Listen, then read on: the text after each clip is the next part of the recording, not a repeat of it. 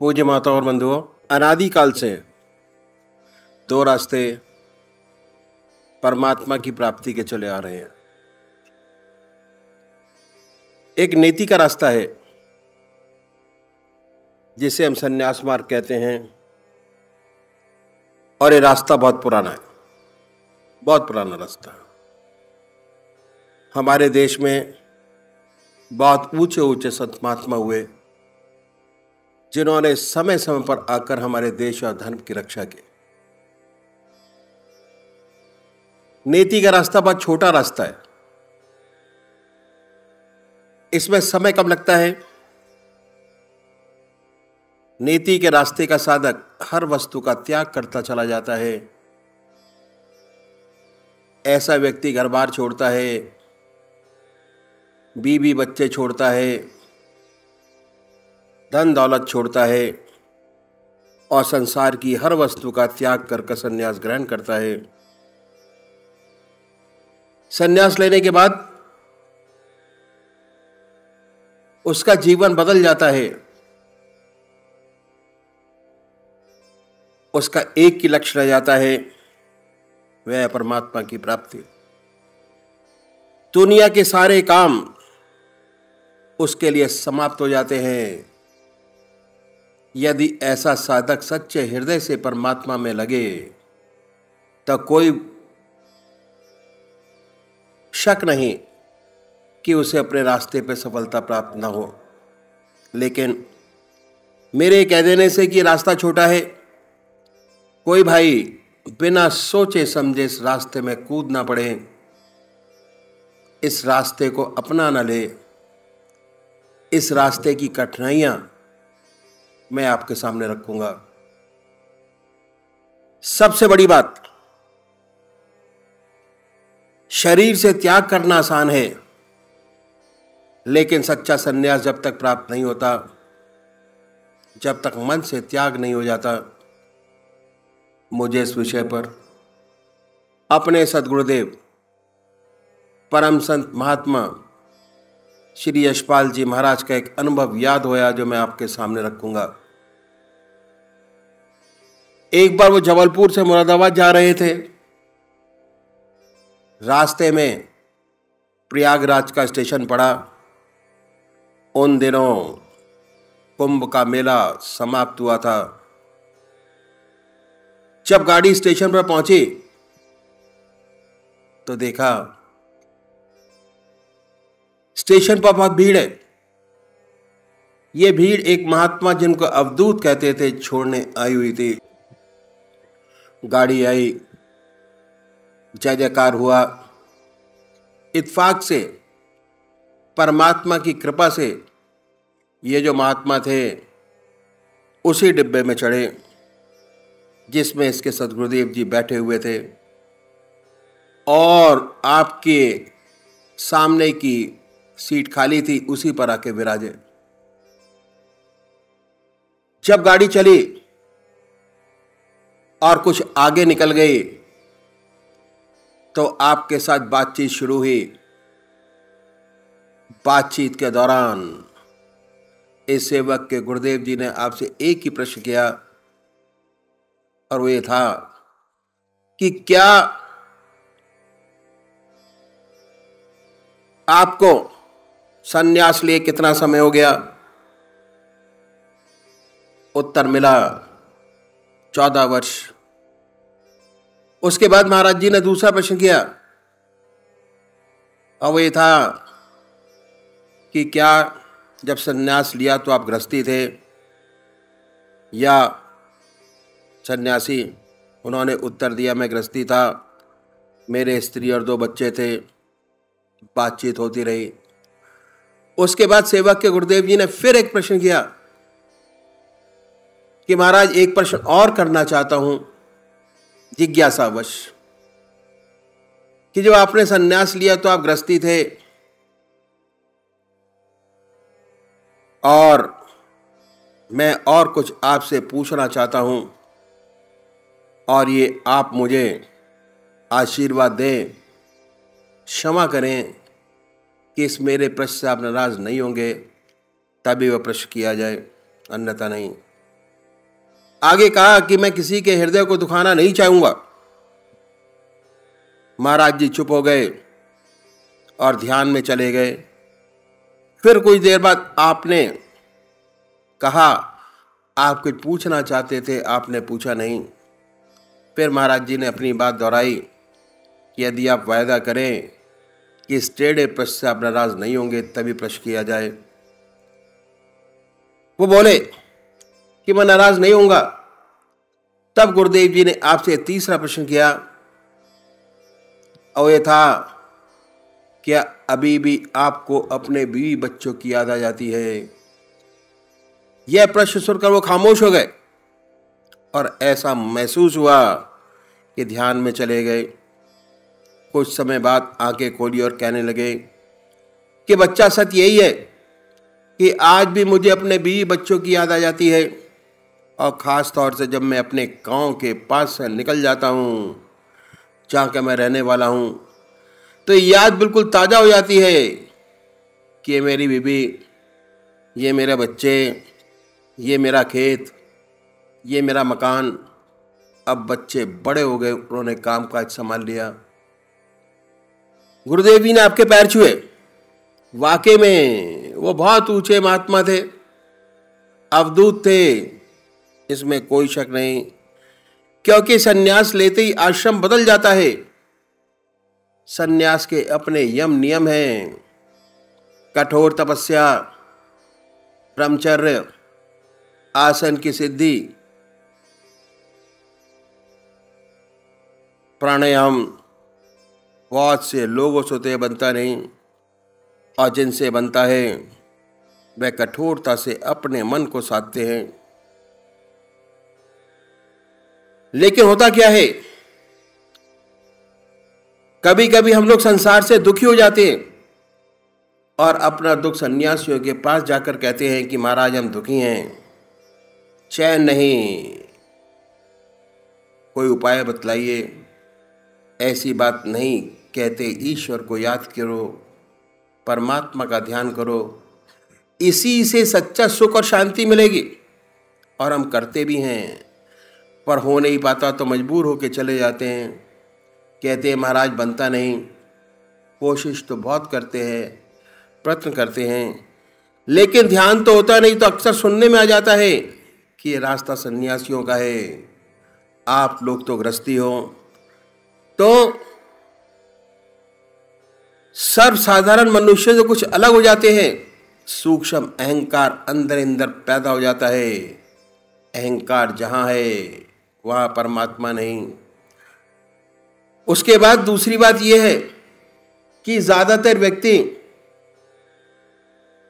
किसी न किसी परेशानी में पड़कर दुखी हो जाते हैं, और दुख के साथ वैराग्य पैदा हो जाता है और संन्यास ले बैठते हैं।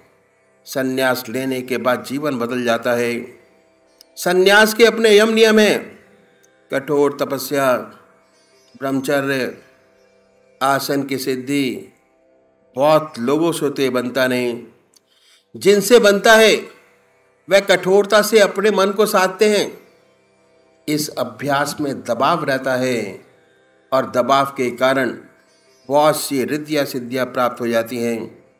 ऐसे महात्मा संसार में आते हैं संसार की सेवा करने के लिए, लेकिन उनके काम क्रोध, लोभ, मोह और अहंकार जिस रास्ते के दुश्मन हैं वो समूल नष्ट नहीं हुए होते, सुप्त हो गए होते हैं। ऐसा प्रतीत होता है कि इन पर काबू हो गया, वास्तव में काबू नहीं हुआ होता।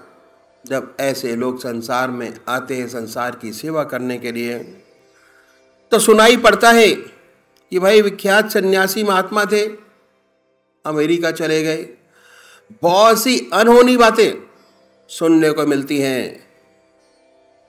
तो वजह यही है, जब तक परमात्मा की सच्ची प्राप्ति नहीं हो जाती तब तक काम, क्रोध, लोभ, मोह, अहंकार से छुटकारा नहीं मिलता।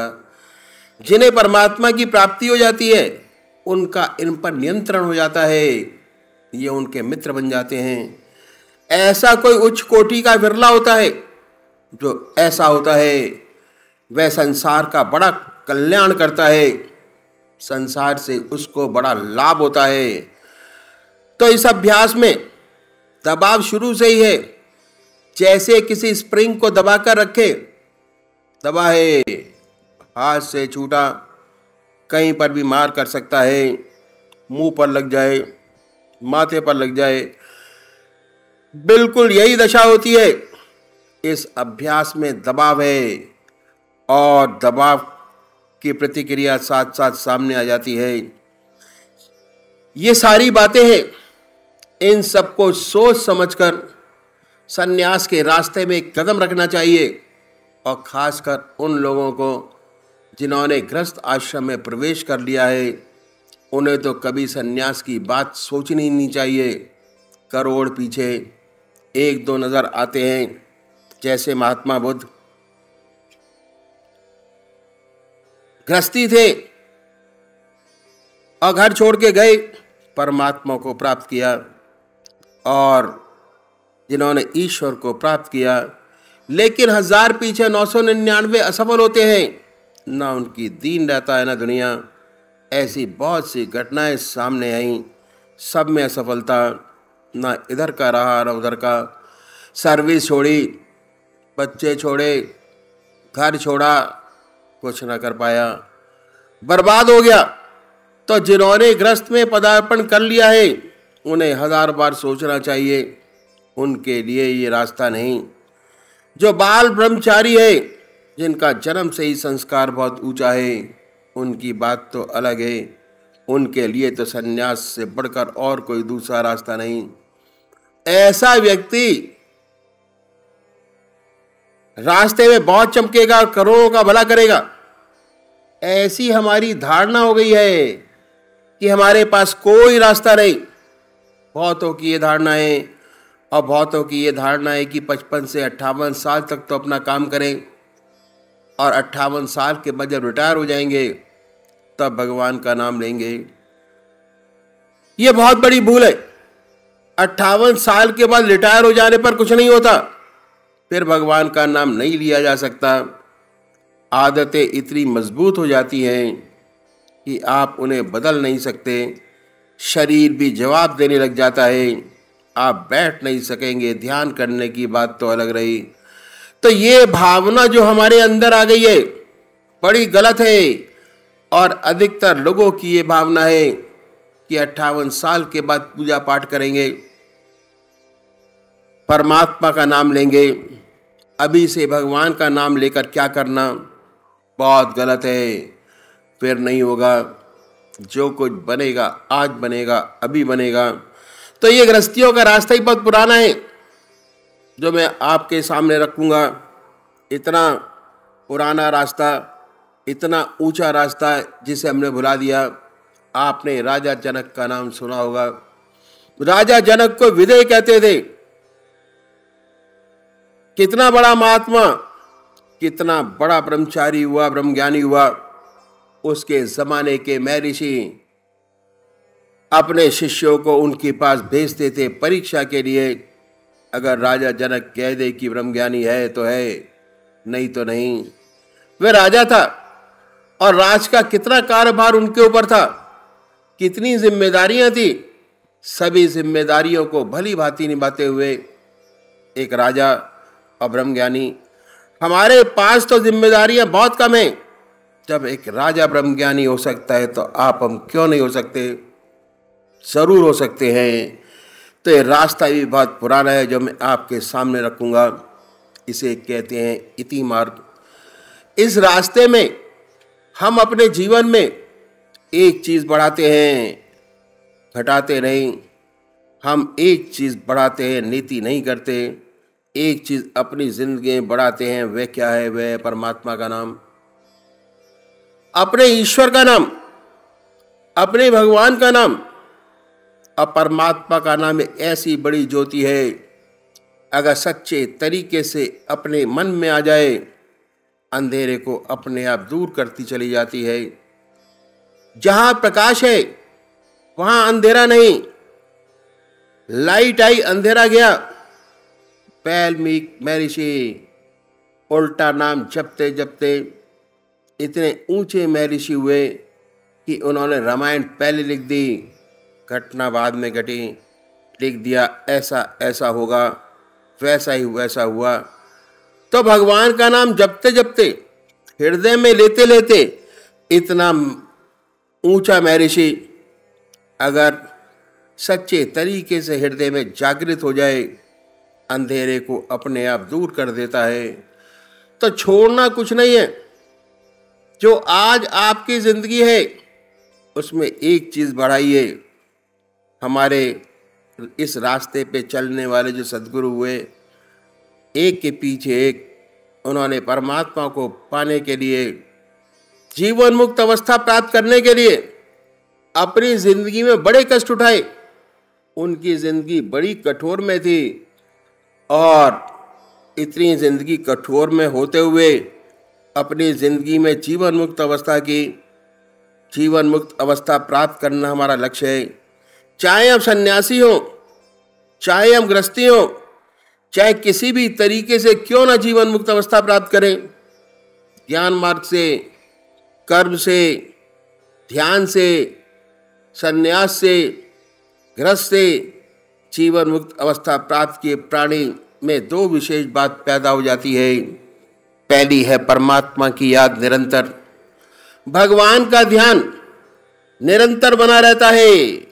चलते फिरते, खाते पीते, सोते जागते परमात्मा का नाम निरंतर बना रहता है, ईश्वर की याद बनी रहती है। दूसरी बात क्या है, उसके जो कर्म है वे निष्काम कर्म हो जाते हैं, अहम निकल जाता है।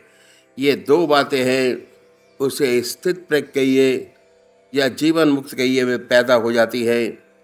अब देखना यह है, इसी दुनिया में रहते हुए, इसी दुनिया के सब काम करते हुए कैसे 24 घंटे का ध्यान बने, कैसे उस परमात्मा का ध्यान बने और कैसे हमें निष्काम कर्म करने की आदत बन जाए। इन संतों ने, इन सद्गुरुओं ने, जिन्होंने अपने जीवन काल में जीवन मुक्त अवस्था प्राप्त की, हमारे लिए एक रास्ता छोड़ गए। अगर हम इन गुरुओं को अपनाएं, हमारा रास्ता भी आसानी से तय हो जाए। हर व्यक्ति अपनी संतान के लिए कुछ गुर छोड़ जाता है। एक व्यापारी है, अपनी संतान के लिए कुछ गुर छोड़ जाता है, उसकी संतान को अधिक कष्ट नहीं उठाना पड़ता। एक डॉक्टर है, अगर उसका लड़का डॉक्टर है, वह उसके लिए कुछ गुर छोड़ जाता है, उसे को अपना क्लिनिक चलाने में दिक्कत नहीं आती। इंजीनियर है, अपने बच्चों के लिए गुर छोड़ जाता है। इसी तरह हमारे सिलसिले के जो संत महात्मा हुए, ये कुछ गुर छोड़ गए। हम कैसे इस रास्ते को आसानी से तय करें, कैसे हमें आसानी से 24 घंटे का ध्यान प्राप्त हो, कैसे आसानी से निष्काम कर्मता प्राप्त हो, मैं इन गुरुओं को अपने सामने रखूंगा। बल्कि इन गुरुओं को मैं दोहराया करता हूँ। दोहराने से मुझे बड़ा लाभ होता है। मैं देखता जाता हूँ अपनी कमी, मैं कहाँ अपना सुधार कर सकता हूँ। यदि आपको ये बातें अच्छी लगे, ये बातें आपको सुंदर लगें, आप भी अपने जीवन में डालें, अपनाएंगे, आपको भी विशेष लाभ होगा।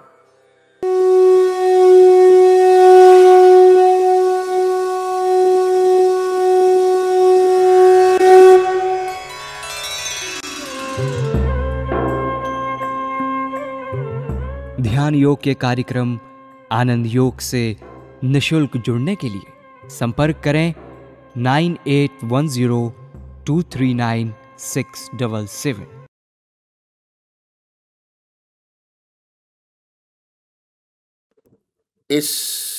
इन संत महात्माओं ने, इन सद्गुरुओं ने इस सारे साधन को 3 भागों में बांटा। 24 घंटों को भी 8-8 घंटे के हिसाब से 3 भागों में बांटा। साधन का पहला स्टेप पूरा कर लेने से 24 में से 8 घंटे आपके अपने हो जाएंगे। साधन का दूसरा स्टेप पूरा कर लेने से 16 घंटे, 24 में से 16 घंटे आपके अपने हो जाएंगे और साधन का तीसरा स्टेप पूरा